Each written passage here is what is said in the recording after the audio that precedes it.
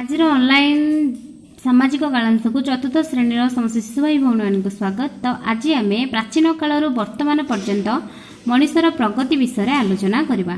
तो पूर्व काल में रोकवा आदिम मनीष मैंने केमी जीवन यापन करते से विषय आम सम्यक सूचना दबा।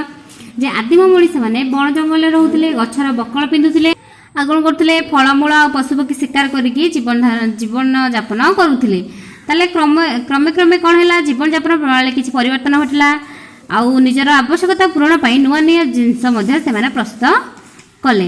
ताले तार से आदिम मनीष मैंने जीवन धारण मान उन्नति कौन कौन गले कृषि गमनागमन जोगाजोग स्वास्थ्य शिक्षा एसबू क्षेत्र में विभिन्न उपयोगी जिनस प्रस्तुत करके कौन निज जीवन को समृद्ध और उन्नत करें। ताले प्राचीन काल में केमती थिला आ वर्तमान काल में कौन कौन सुविधा आम सब पाइचे।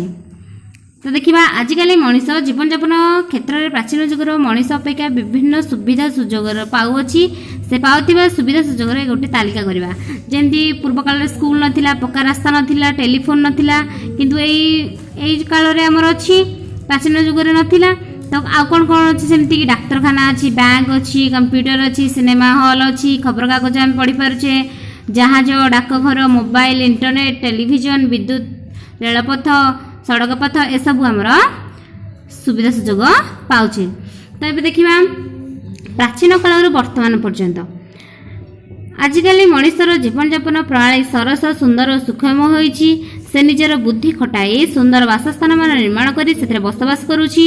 गोटे स्थान अन्य स्थान को सहज यातायात करिपारुछि। सेतिपई कोन व्यवहार करुछि साइकेल मोटरसाइकेल रेलगाड़ी उड़ाजहाज एसबूर साहाय्य नेउछि। पाठ पढ़िया पई मनीष विभिन्न शिक्षानुष्ठान मध्य खोलिछि। सेहीपरि रोगर चिकित्सा निमंते विभिन्न स्थान में स्वास्थ्य केन्द्र और डाक्तरखाना मध्य खोला जाइछि। संवादपत्र रेडियो टेलीविजन इंटरनेट माध्यम देश विदेशर खबर अति सहजरे और अल्प समय मध्य पाई पारुछि। तो यह व्यतीत टेलीफोन मोबाइल द्वारा मनीष देश विदेश में तार परिचित बंधु और संपर्क सहित कथबार्ता करि।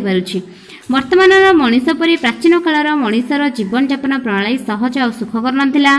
से बहुत असुविधा और समस्यार सम्मुखीन होउतला। मात्र से दबी न जाई साहसर सहित तार जीवन यात्रा पथरे आसुथिबा समस्या गुड़िकर सम्मुखीन होला। निजर बुद्धि और कौशल बल से सबू अतिक्रम कला। एहीपरि मनीष प्राचीन काल वर्तमान पर्यंत निजर बुद्धि विवेक और कौशल आदि प्रयोग करी विकास पथरे निजको आगे नेइछि। तो एबे हम देखिबा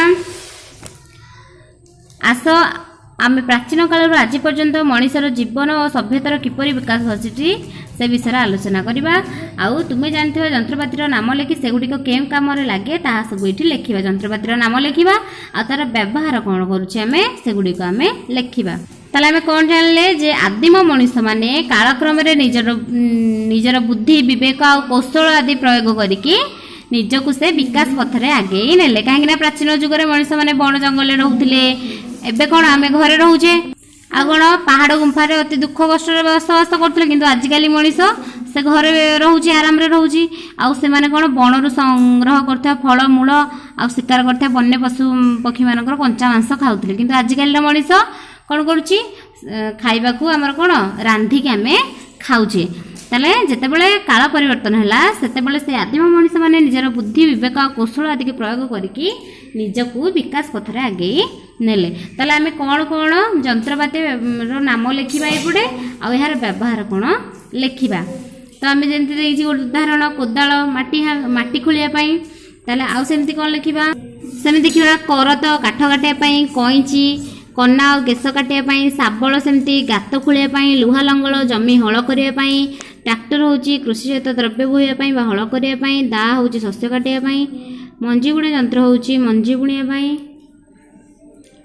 थर्मोमीटर शरीर तापमात्रा मापियापाई कुराड़ी हूँ जोटा को टांगी आम कहे काठ आने और गछ काटापी। ताले ये सब जंत्रपातिर नाम आम जानी आउ तार व्यवहार विषय में